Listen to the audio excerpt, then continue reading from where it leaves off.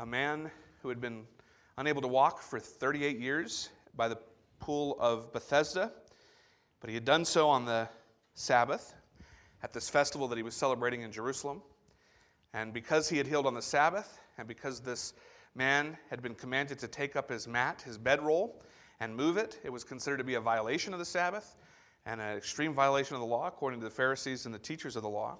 And so they've come to Jesus and said, no, you're a Sabbath breaker, and you're causing someone else to say, who do you think you are? And essentially what Jesus responds to them is, well, who I am is the Son of God, the Son of Man described in Daniel, the Messiah, and I am actually God in flesh, in a sense.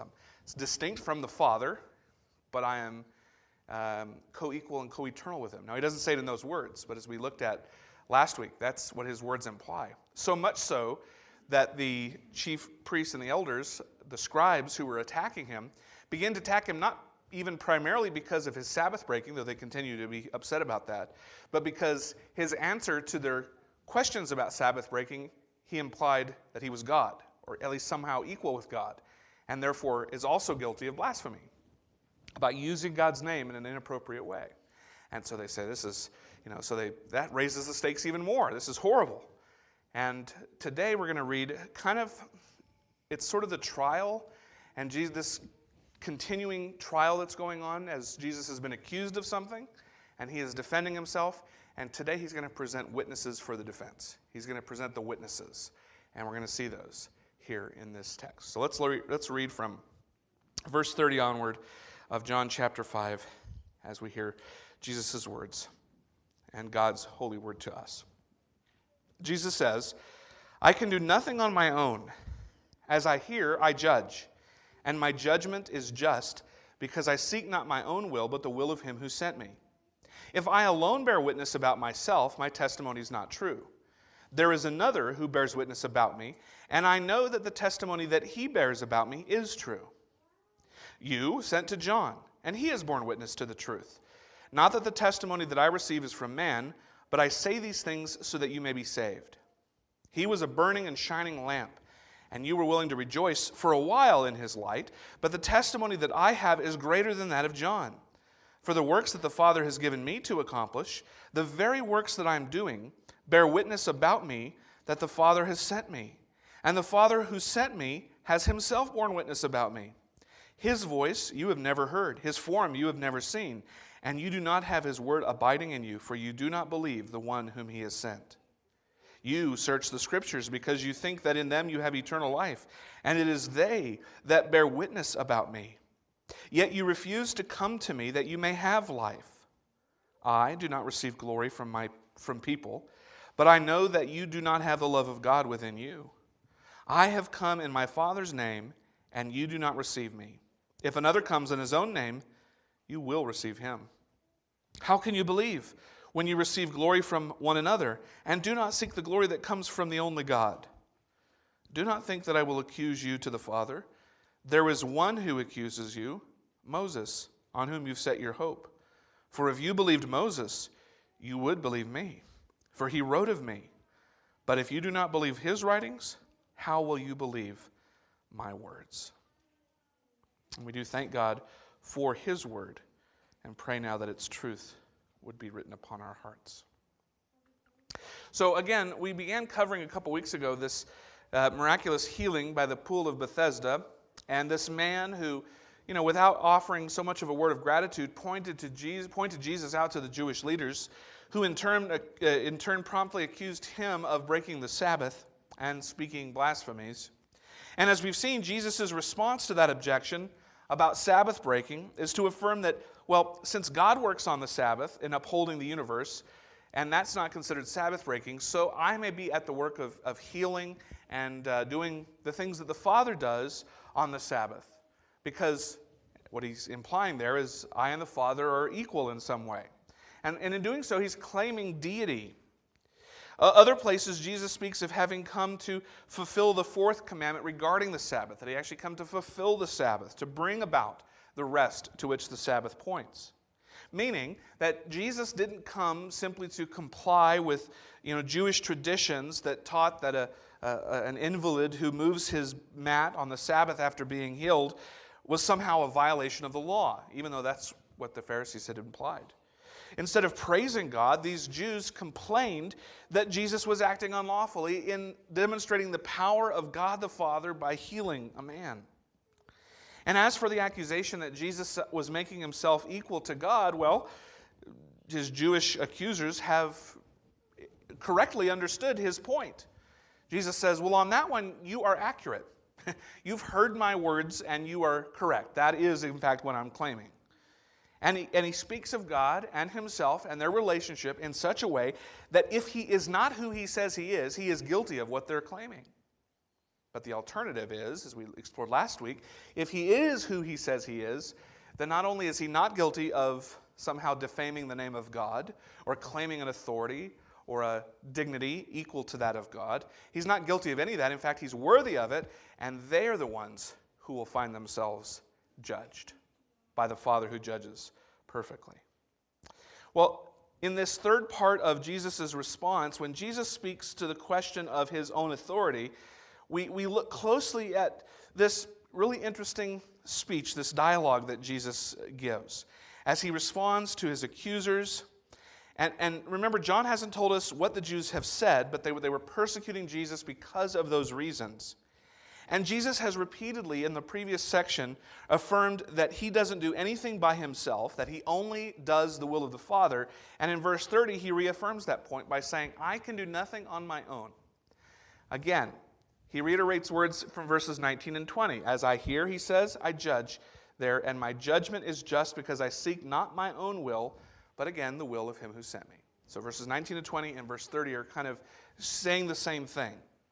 That what the Jews have accused Jesus of doing, this healing on the Sabbath in violation of their tradition, or speaking of God as his equal, this amounts to Jesus doing actually what the Father sent him to do. I'm doing, Jesus says, the very things that the Father sent me here to accomplish.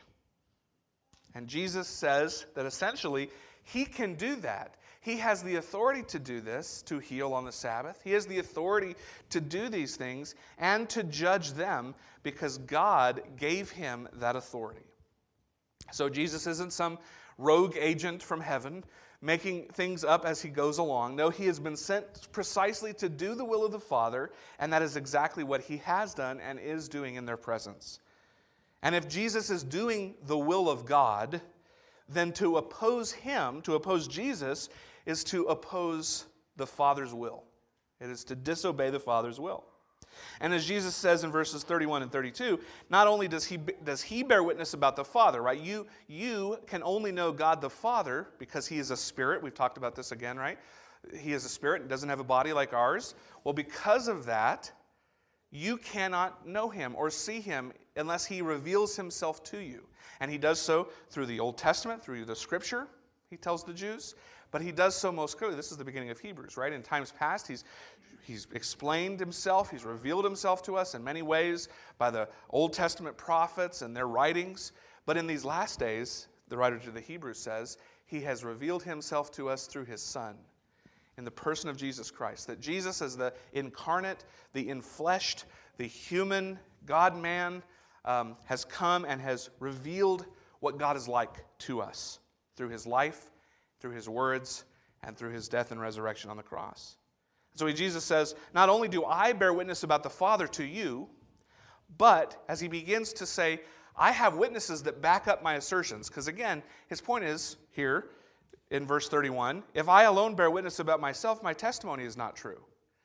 Meaning, I can't just stand up here and tell you these things. Why should you believe them? Unless I have evidence, unless I back that up. So this reminds you of court trials that you have seen on TV or in movies, right? And you call witnesses and you present evidence. You have people come before the stand. Why?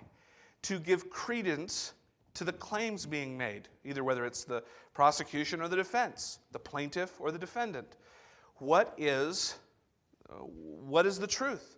Well, you bring expert witnesses, you present evidence, you describe it, you have people who are eyewitnesses give testimony to this fact. And that helps to bolster that decision, because otherwise a lot of trials end up being just kind of one person's word against another, and there's no evidence or compelling witnesses, well, usually the person ends up being declared not guilty, not necessarily because they believe them, but it's hard to take one person's word over another in court if there is no corroborating witnesses.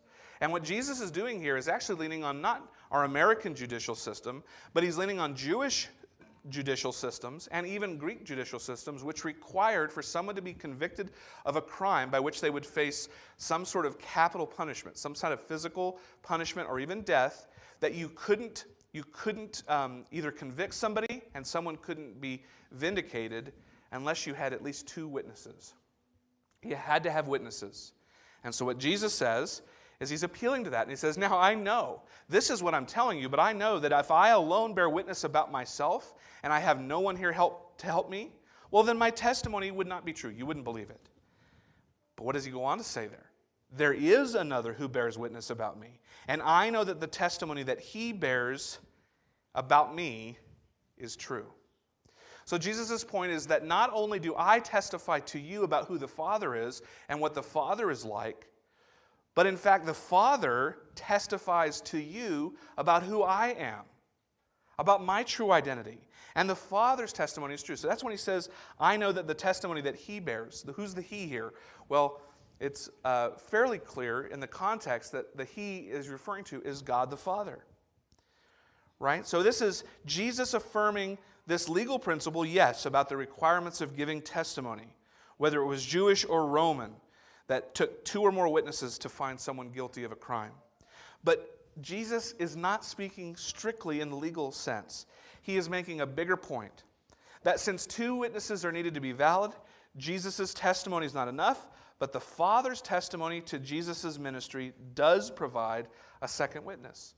And in fact, Jesus is saying that, well, you may not believe, I might not be able to prove on my own who I say I am, but my testimony is confirmed by the Father who sent me. And my Father testifies about me. So Jesus' mission is valid because the Father, who is greater than any human witness, has testified about the truth of Jesus. And Jesus says, because in fact I came not to do my will, but I came to do his will, the Father's will. So the Father's not just a second witness for Jesus to make a precise legal point, but Jesus' entire ministry is validated by the fact that the Father gives witness to his Son. So Jesus is in fact saying, I do have the two witnesses, but more important, God, the creator of the universe, testifies to me. Now this is important in a trial. Right? If you're on trial and you are making some claim, and maybe it's a difficult claim to prove, and you have your best friend or your relative who is always on your side, always in your corner, and they come and testify for you, what might people think? People might think, I don't know if we can trust that.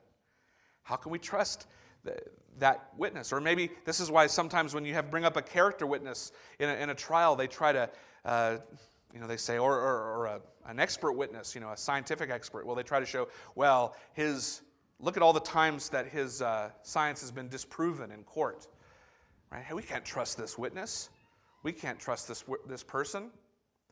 But if you bring a very important witness, if you bring the best witness, someone with impeachable character, then the idea is that's a stronger witness than someone who the other side could point at and knock holes in their argument. Well, is there any better witness, character witness, to bring forward? Is there any better expert to bring forward on what the will of God is, on what the nature of God is, than God himself? Right? There can be no better witness to put on the stand. And that's the point here. That's the point that Jesus is making. That it's not just that I have my two requirements, but I have this ace in the hole. I have this perfect witness. And the Jews are probably speechless at this. Not because they believe him, but because he's called God the Father himself to testify on his behalf. That no matter how many accusations they may bring against Jesus, if the Father's testimony is there, well, that would refute any argument against who Jesus is. And how does God do this? Well, he did this at Jesus' baptism when those who were there heard the Father say, "This is my beloved Son in whom I'm well pleased." The Father testifies to this by allowing Jesus' miracles to actually occur. Right? The sovereign God of the universe, if I go around and say I'm going to heal people, well, the sovereign God of the universe has the power to stop or do anything he wants or stop anything he wants. And therefore, if I'm a charlatan who is trying to trick people and I'm going to do counterfeit miracles, God could certainly stop those from happening. Jesus is saying he doesn't. He'll get to those miracles later. But everything about the Father and his testimony to Jesus is true. And now he's going to say, what are the things that build to the Father's testimony? And essentially he says, but if you want a human witness, well, I can point to those already. There are many who have heard my words, heard my teaching, and who have seen my works that you could talk to. And the most important human witness of all is the one who has been sent by God himself, and that is John the Baptist, who came ahead of me. And that's what verse 33 goes on to say. You sent to John, and he has borne witness to the truth. Meaning that John the Baptist came, and you called him earlier. You interrogated him. And he came and testified that he was an Elijah-type figure. He was not the Messiah, but he was like Elijah, preparing the way for the coming of the Messiah. His task was to announce that the Messiah was at hand, was here. And John bore witness to Jesus by preparing the way for his mission. And the purpose for which God sent John, we're even been told in the Gospel of John, in chapter 1, verses 6 to 8. There was a man sent from God whose name was John, and he came as a witness to bear witness about the light, that all might believe through him. He was not the light, but he came to bear witness about the light. So that was John the Baptist's purpose. He was a human prophet who God had sent to bear witness, to testify to the truth of who Jesus was. And when the Jews had sent a delegation to confront John the Baptist while he was still ministering out in the wilderness, this is in verses 19 to 28 of chapter 1 of the Gospel, John says, remember, I'm not the Christ. I am the voice. And then in chapter 1, verse 29, John the Baptist said to the Jews the very next day, as Jesus is passing by, behold, it's the Lamb of God who takes away the sins of the world. So Jesus' point is, the Jews have heard more than enough legal testimony from John the Baptist, a man that even they revered before they killed him, that Jesus is the Messiah. But again, what truly matters, which is why Jesus goes on in verse 34 to explain, not that the testimony that I receive is from man, but I say these things so that you may be saved. In other words, I didn't need John. Like I'm presenting him as a witness to you, but I don't receive testimony. I don't build my case upon what man says, but I'm actually giving these things to you for your benefit so that you can be saved. The point of the relationship between the Father and the Son, this eternal relationship that was before creation of the world, that in fact the Father's love is poured out upon the Son from all of eternity past. And it is Jesus who displays the Father's love to us through his life and ministry, but ultimately through his death and resurrection on the cross. Judge people. And since Jesus alone possesses that type of a relationship with God, it is not ultimately human testimony that matters. John is a good witness. He's a prophet, but he's just a man. And therefore, ultimately, his testimony doesn't reign supreme. It's the Father's testimony that matters. So he brings them back again to the testimony of God the Father. But because, again, we'll say this over and over again, Jesus has come to do the will of his Father. He does these things, says these things, so that people might believe his testimony and thereby be saved from God's wrath. It's kind of like Jesus saying, I don't have to prove myself to you. This is what he's saying. I am who I am, and sometimes we have to do this even especially as we get into it. When you're a kid, you really want to, so kids get into those arguments. You ever been in one of those arguments or seen it nobody will give up because you go, but I'm not. And at some point, part of maturity is going, you know what? If you know that you didn't do anything wrong or you know that you're right, sometimes you're not going to convince other people, and part of growing up is going, I don't have to prove it to them. I don't need everybody to agree with me. I don't even need everybody to like me. I'm going to do my best to be at peace with all men. But, even Frank and I are having a conversation. If they don't like it, at some point, you have to kind of say, I'm kind of done. I'm done proving myself. To say, if you don't believe me, that's on you. You're going to be judged for rejecting me. I don't have to prove my relationship with God the Father from before time began. To save people from their sins, to feel loved, to feel accepted. He had everything he needed in his relationship with his Father for eternity. He did so to show his love to us. He's saying, the things I do, the things I say, they're for you, not for me. So he's kind of saying, before we get too far, don't think that I'm terrified of you and I've got to prove myself and I'm worried that you're not honest, Jesus says of him. But John was a burning light, a shining lamp, and you were rejoicing for a little while for that light. And he's probably even alluding, a lot of commentators think, to Psalm 132, which says, I have prepared a lamp for my anointed. Well, John's the lamp that would shine the light of truth to prepare Israel for the coming of its Messiah. And many Jews followed John, even venturing into the distant wilderness to hear him preach and to receive a baptism of repentance. At this point, John has already been arrested and maybe even executed by Herod. And that light has gone out, but the greater light that it pointed to has come. And so as important as John's testimony was, Jesus says, I possess a testimony even greater than that of John. That's what verse 36 says. Given me to accomplish. The very works that I'm doing bear witness about me that the Father has sent me. So he's giving the evidence of the Father, and then he's bringing corroborating witnesses and saying, yeah, John the Baptist is one of those witnesses that the Father sent. That's one of the ways that the Father proves who I am. But also, the works that I'm doing are evidence from the Father of who I am. God is gracious in sending John to prepare the way. But lest we forget, this speech is given upon the heels of what happening? Jesus healing a man who had been unable to walk for 38 years. And anyone watching this, anyone seeing Jesus, anyone who sees that miracle or other miracles that Jesus is performing should be what? Complaining about the Sabbath or complaining about the letter of the law? No, as we mentioned, they should be on their knees praising God and giving thanks for their witness, for their seeing God's work in their midst. But instead, having seen the signs that Jesus did, these are accusing Jesus of crimes and seeking his death. So he says, the very works that I'm doing, the very things